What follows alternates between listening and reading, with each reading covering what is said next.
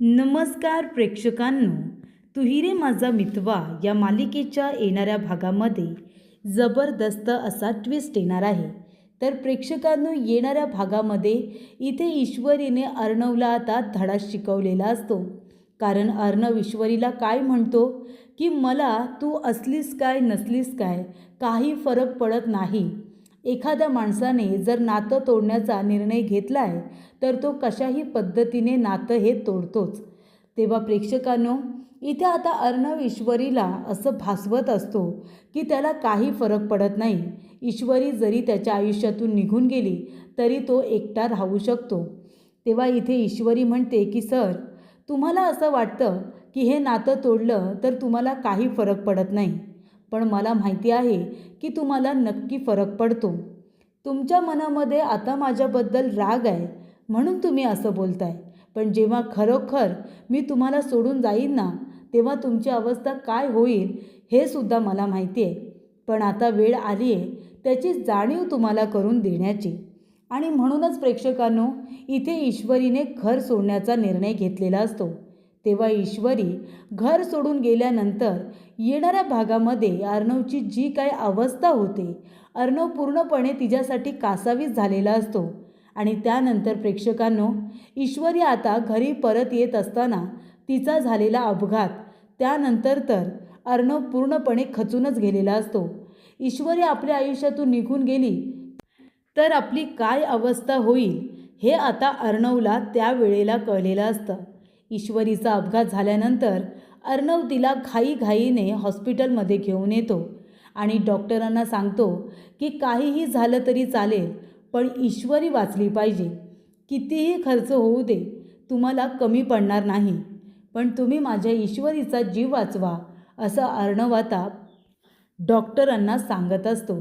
तेव्हा प्रेक्षकांनो, ईश्वरीला जे साध्य करायचं असतं की अर्णवला फरक पडतो, त्याचं अजूनही माझ्यावरती प्रेम आहे, ही गोष्ट तिला साध्य करायची असते आणि अर्णवला त्या गोष्टीची जाणीव करून द्यायची असते. तेव्हा प्रेक्षकांनो, इथे आता ईश्वरीने घर सोडल्यानंतर कशा पद्धतीने गोष्टी घडत जातात ते आपण सविस्तरपणे बघूया. तर प्रेक्षकांनो, इथे आता पतंग उडवत असताना ईश्वरी वल्लरीला दाखवून देते की अर्णवला तिची काळजी आहे, अर्णवचं तिच्यावरती प्रेम आहे. आणि म्हणूनच ईश्वरी मुद्दामूनच इथे आता गच्चीवरून पडण्याचं नाटक करते. आणि तेव्हा अर्णव आता इथे जिंकणं वगैरे बाजूला सोडून त्याचं लक्ष आता ईश्वरीकडे असतं. तो ईश्वरीकडेच बघत असतो, तिच्या पायावरती लक्ष देत असतो. इथे आता एका बाजूला उभी राहिलेली ईश्वरी मागे पडू शकते याची जाणीव अर्णवला असते आणि त्यामुळेच अर्णव आपली पतंग आता सोडून देतो आणि जाऊन आधी ईश्वरीचा जीव वाचवतो.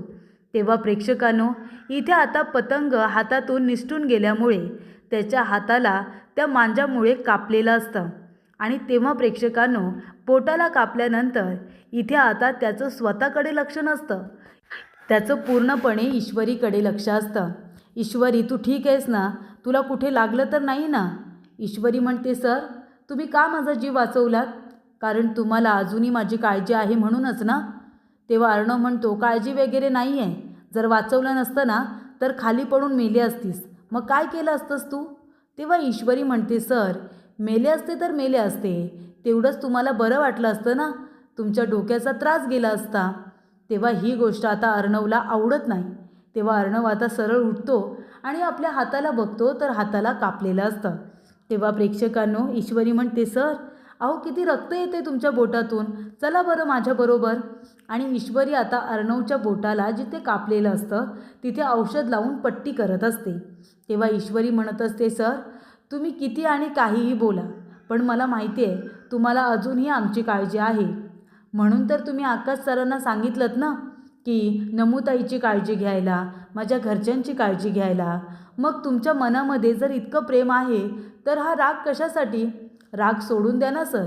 तेव्हा अर्णव म्हणतो, अजिबात नाही, माझा तुमच्यावरती राग आहेच, पण म्हणून मी माणुसकी सोडून वागत नाही, कळलं ना?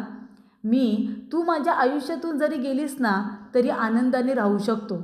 तेव्हा ईश्वरी म्हणते, सर, पण हे तुम्ही फक्त बोलताय, तुमच्या मनामध्ये तसं काहीच नाही आहे. अर्णव म्हणतो, माझ्या मनातसुद्धा तेच आहे. मी 1 मिनिटसुद्धा तुला माझ्यासमोर उभं करू शकत नाही आहे, इतका मला तुझा राग येतो. या रूममध्येच काय, या घरामध्ये सुद्धा मी तुला बघू शकत नाही. मला तुझ्या या दिसण्याच्या, तुझ्या आवाजाचा मला इतका राग येतो, मी इरिटेट होतो. पण हे सगळं मी माझ्या आजीसाठी आणि ताईसाठी सहन करतोय आणि त्या राकेशसाठी सुद्धा. कारण जर राकेशला कळलं मी तुझा राग करतोय आणि त्यासाठी मी तुला घरातून बाहेर काढले, तर त्या राकेशचं फावेल आणि मग तो विचित्र वागेल. त्याचा त्रास माझ्या ताईला होईल आणि माझ्या ताईला त्रास झालेला मला सहन होणार नाही, असं आता अर्णव म्हणतो. मला तुझ्या आवाजाचा सुद्धा राग येतो. या एका रूममध्ये मी तुझ्याबरोबर कसा राहतोय ना, ते माझं मला माहिती आहे, कळलं तुला? तेव्हा प्रेक्षकांनो ईश्वरी म्हणते, सर, नातं कितीही तोडण्याचा प्रयत्न केलात ना, तरी ते तुटणार नाही आहे. ह्या पट्टीसारखं बघा ना, त्या पट्टीचं एक टोक तुमच्याकडे आहे तर दुसरं माझ्या हातात, आणि हेच नातं आपल्याला असं बांधून ठेवतं सर. तेव्हा अर्णव म्हणतो, नातं तोडायला काय, तोडण्याचा एकदा निश्चय केला ना की ते कसंही तुटू शकतं. आणि अर्णव आता कात्री घेतो आणि ती पट्टी मध्येच तोडून टाकतो आणि तेव्हा दोघांना एकमेकांपासून वेगळं करतो. ईश्वरीला खूप वाईट वाटतं प्रेक्षकांनो. ईश्वरी म्हणते की सर, तुम्ही जे काही वागतायत ते खरोखर चुकीचं आहे. तुम्हाला खरं काही माहिती नसतानासुद्धा तुम्ही आम्हाला गुन्हेगार ठरवून मोकळे झालात आणि म्हणून तुम्ही आमच्याबरोबर चुकीचं वागताय. तेव्हा अर्णव म्हणतो, तू मला सांगू नकोस, कारण आई मी गमावली माझी, त्यामुळे माझ्या आईच्या जाण्याचं दुःख काय आहे ना, ते मला विचार. तेव्हा प्रेक्षकांनो ईश्वरी आता गप्पच बसते. ती म्हणते, सर, तुम्हाला खरंच फरक पडत नाही ना, मी या घरामध्ये असले काय नसले काय, माझ्या आवाजाचा, माझ्या इथे असण्याचा जर तुम्हाला इतका राग येतो, तर आता पुन्हा माझं तोंड, माझा आवाज तुम्हाला कधीच ऐकू येणार नाही, माझं तोंड तुम्हाला दिसणार नाही. तेव्हा अर्णव म्हणतो, माझ्यावरती उपकार होतील, प्लीज तसंच कर, मी आल्यानंतर माझ्या समोरसुद्धा येऊ नकोस, असं आता अर्णव तिला रागाच्या भरामध्ये बोलतो. तेव्हा ईश्वरीने आता निश्चय केलेला असतो की अर्णव, तू जे काही बोलतोयस ना, ते मनापासून बोलत नाही आहेस हे मी सिद्ध करून दाखवेन. माझ्या नसण्याने तुला फरक पडतो की नाही हे मी लवकरात लवकर सिद्ध करेन, असं आता ईश्वरी ठरवते. आणि तेव्हा प्रेक्षकांनो अर्णव इथे उठायच्या आधीच ईश्वरी तयार होऊन आता बाहेर गेलेली असते, ती रूममध्ये नसते. अर्णव जागा होतो, त्यानंतर आजूबाजूला बघतो, त्याला ईश्वरी दिसत नाही. मध्ये जे पार्टिशन आहे त्या बाजूला ईश्वरीला त्याने जागा दिली, तिकडे वाकून बघतो तर ईश्वरीने तिचं हांतरून पांघरून सगळं काही घड्या वगैरे करून ठेवून दिलेलं असतं. गणूबाप्पाजवळ दिवासुद्धा लावलेला असतो. तेव्हा अर्णवला कळतं की ईश्वरी तयार होऊन निघून गेलेली आहे. त्यानंतर प्रेक्षकांनो इथे अर्णव आता तयार होऊन जेव्हा बाहेर येतो तेव्हा सगळेजण ब्रेकफास्ट करायला बसलेले असतात. मामा वगैरे सगळे आनंदाने ब्रेकफास्ट करत असतात, पण ईश्वरी मात्र तिथे नसते. तेव्हा अर्णवला वाटतं की ईश्वरी किचनमध्ये आहे.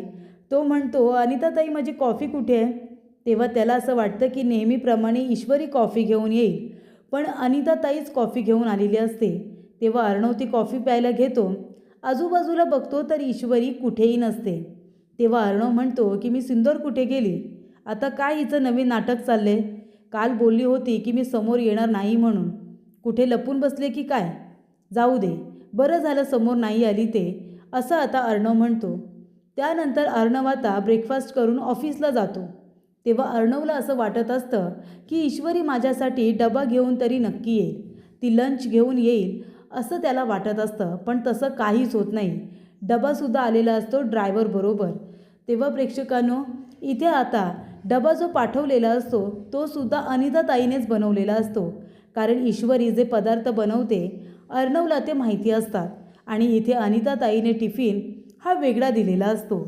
तेव्हा अर्णवला कळतं की याचा अर्थ टिफिनसुद्धा ईश्वरीने बनवलेला नाही आहे. तेव्हा प्रेक्षकांनो अर्णव आता काम झाल्यानंतर ऑफिसमधून घरी येतो. घरी आल्यानंतरसुद्धा घरामध्ये शांतता असते. अंजली बसलेली असते, मामा गप्पा मारत असतात. तेव्हा अंजली म्हणत असते, चिंटू, अरे आज तू लवकर आलास का? तेव्हा अर्णव म्हणतो, हो, ऑफिसमध्ये काम संपलं होतं, तेव्हा विचार केला की घरी जाऊन थोडा आराम करेन, तुमच्याबरोबर वेळ घालवेन. तेव्हा अंजली म्हणते, बरं झालं तू आलास, तू फ्रेश होऊन ये, मी तुझ्यासाठी कॉफी करते. तेव्हा अर्णव म्हणतो, ताई, अगं तू कशाला करतेस, कुणाला तरी सांग ना करायला. तेव्हा अंजली म्हणत असते, अरे आता घरामध्ये कुणी नाही आहे ना, अनिताताईसुद्धा मार्केटमध्ये गेल्यात, तेव्हा मीच तुझ्यासाठी कॉफी करते, तू ये बरं खाली. पण अर्णव विचारत नसतो की ईश्वरी कुठे आहे. त्यानंतर प्रेक्षकांनो अर्णव रूममध्ये जातो घाईघाईने ईश्वरीला बघायला.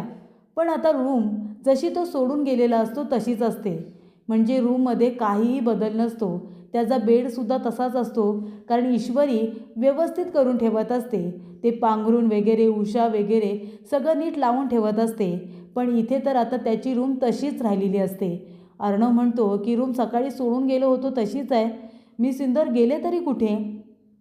तेव्हा इथे अर्णव आता खाली आल्यानंतर अंजली त्याच्यासाठी कॉफी वगैरे तयार करते. घरामध्ये तो सगळीकडे आता कानाकोपरा चेक करतो. तेव्हा तो आजीच्या रूममध्ये जातो ईश्वरी कुठे आहे ते बघायला. आजीच्या रूममध्ये सुद्धा ईश्वरी नसते. तेव्हा तो विचारत असतो की आजी, मी सिंदूर कुठे बाहेर गेले का, ती घरामध्ये नाही आहे. तेव्हा आजी म्हणते, तुला सांगून गेली नाही का. अरे ती सकाळीच तिच्या आईकडे गेली आहे ना, आणि म्हणाले की आज रात्री येणार नाही आहे म्हणून. तेव्हा इथे अर्णव म्हणतो, हो का, नाही सांगितलं असेल पण मीच विसरलो. तेव्हा प्रेक्षकांनो अर्णव म्हणतो की सकाळपासून घरामध्ये नाही आहे आणि रात्रीसुद्धा येणार नाही आहे, संध्याकाळ खूप झालेली असते. तेव्हा अर्णव म्हणत असतो की नाही, मी तिला आता तिथे राहूच देणार नाही. आणि अर्णव सरळ आता ईश्वरीच्या घरी जातो आणि जोरजोरात आवाज देतो, मी सिंदूर कुठे आहे, मी सिंदूर लवकर बाहेर ये. तेव्हा सुप्रिया बाहेर येते आणि म्हणते, अर्णव का रे काय झालं. तेव्हा अर्णव म्हणतो, मला तुमच्याशी बोलायचं नाही आहे, मी सिंदूर कुठे आहे तिला सांगा, मी घ्यायला आलो आहे. तेव्हा सुप्रिया म्हणते, पण इथे ईश्वरी आलेलीच नाही आहे. नमू म्हणते, जीजू इशू इथे नाही आले, ती कुठे बाहेर गेली आहे का. तेव्हा अर्णव म्हणतो, सकाळी आली होती का. नम्रता म्हणते, नाही सकाळीसुद्धा आली नव्हती. तेव्हा अर्णव म्हणतो, बरं ठीक आहे मी बघतो. त्यानंतर तो गाडी घेऊन सरळ आता तिला शोधायला सुरुवात करतो. ईश्वरी बरोबर घालवलेले ते प्रत्येक क्षण त्याला आठवत असतात. त्याने ईश्वरीचा केलेला इन्सल्टसुद्धा त्याला आता आठवतो. तेव्हा इथे ईश्वरीच्या डोळ्यात आलेलं पाणी, ती त्याला कन्व्हिन्स करण्यासाठी करत असलेले प्रयत्न, या सगळ्या गोष्टी आता अर्णवला आठवत असतात. तो म्हणत असतो, मी सिंदूर गेली कुठे, मी तिला म्हणालो की मला तुझं तोंड बघायचं नाही आहे, तुझा आवाज ऐकायचा नाही आहे, म्हणून तर ती हे सगळं मुद्दामून करत नाही आहे ना. तेव्हा प्रेक्षकांनो इथे आता अर्णव तिला सगळीकडे शोधत असतो. तो म्हणतो, ती रागवल्यानंतर जर कुठे जाईल तिच्या आईचं घर सोडून तर ती एखाद्या मंदिरामध्ये जाईल. गणूबाप्पाचं मंदिर बघायला हवं, तिथेच कुठेतरी ईश्वरी असेल. तेव्हा प्रेक्षकांनो जेव्हा इथे ईश्वरी घर सोडून जाते तेव्हा अर्णव खराखुरा कासावीस झालेला असतो. तेव्हा त्याला कळतं, मी किती आणि काहीही बोललो तरीसुद्धा मी ईश्वरीशिवाय राहू शकत नाही. ती मला माझ्या घरामध्ये हवी आहे. निदान माझ्या समोर जरी असेल ना तरीसुद्धा मी नीट राहू शकतो, हे अर्णवला कळलेलं असतं. आणि तीच जाणीव ईश्वरीला अर्णवला करून द्यायची असते की आपण तोंडाने बोलून नाती तुटत नसतात आणि एकमेकांचा सहवास, लागलेली सवय ही एका मिनिटामध्ये तुटू शकत नाही, हे ईश्वरीला त्याला पटवून द्यायचं असतं. आणि ते त्याला कळलेलं असतं, त्याची चूक त्याला कळलेली असते. तेव्हा ईश्वरी आता मंदिराच्या पायरीवरती बसलेली असते आणि त्यानंतर ती खाली उतरत असते. अर्णव तेवढ्यातच येतो आणि म्हणतो, ही काय पद्धत झाली, तुला घरून निघताना सांगता येत नाही कुठे जातेस ते. आईच्या घरी जाणार होतीस ना, मग इथे काय करतेस तू. तेव्हा इथे ईश्वरी काहीच बोलत नाही. अर्णव म्हणतो, बोलता नाही येत तुला, मी काहीतरी विचारतोय. तेव्हा ईश्वरी त्याच्याकडे बघते आणि सरळ रस्त्याने पुढे जात असते. तेव्हा अर्णव म्हणतो, हे काय विचित्र वागणं आहे तुझं, बोलता येत नाही तुला. माणूस इथे काळजी करतो, टेन्शनमध्ये येतो, तुला काही झालं तर नाही ना. या काळजीने माझा जीव कासावीस झाला होता आणि तू आता गप्प बघतेस माझ्याकडे, काहीतरी उत्तर दे. तेव्हा ईश्वरी म्हणते, तुम्हाला माझा आवाज ऐकायचा नाही आहे ना, मग का माझ्याशी बोलताय आणि मला प्रश्न विचारताय. तेव्हा ईश्वरी आता रागाने जाता जाता ते म्हणत असते, मी असल्या नसल्याने तुम्हाला काही फरक पडत नाही, मग काय इथे आलात तुम्ही माझं तोंड बघायला, तुम्हाला इथे यायची गरज नव्हती. आणि तेव्हा रागाने आता पुढे जात असताना अर्णव म्हणत असतो, गाडीमध्ये बस, मी तुला सोडतो. ईश्वरी म्हणते, मी जशी आले होते मी तशीच जाईल आणि मी माझ्या आईकडेच जाणार आहे, मी तुमच्याबरोबर घरी येणार नाही आहे. मी आजींना सांगितलं आहे 2-3 दिवस मी येणार नाही म्हणून, मग का तुम्ही मला इथे घ्यायला आलात. तेव्हा इथे ईश्वरी रागाने जात असताना तिकडून आता एक गाडी येते आणि ईश्वरीचा भीषण अपघात होतो. तिच्या डोक्याला, हाताला, पायाला मार लागलेला असतो. तेव्हा अर्णव जोरात ओरडतो, मी सिंदूर, आणि तिला आता उचलून गाडीमध्ये टाकतो आणि सगळ्यात आधी तर हॉस्पिटलला घेऊन जातो. आणि डॉक्टरांना सांगतो की प्लीज लवकरात लवकर ट्रीटमेंट सुरू करा. पैशांची काळजी करू नका. पैसे फॉर्मॅलिटीज मी संपूर्ण कंप्लीट करेन. तुम्ही तिच्यावरती ट्रीटमेंट सुरू करा. मला काहीही झालं तरी मला माझी बायको हवी आहे. तेव्हा इथे ईश्वरी आता त्याचं बोलणं ऐकते आणि तिला कळतं की अर्णव जरी वरवर कितीही बोलत असला की त्याला ईश्वरीची काळजी नाही आहे, पण तरीसुद्धा इथे रक्ताच्या थारोळ्यात पडलेली ईश्वरी बघितल्यानंतर अर्णवचे हातपाय बसलेले असतात आणि तो आता डॉक्टरांकडे भीक मागत असतो की काही झालं तरी ईश्वरीचा जीव वाचला पाहिजे. पैशांची काळजी करू नका असं आता अर्णव म्हणत असतो.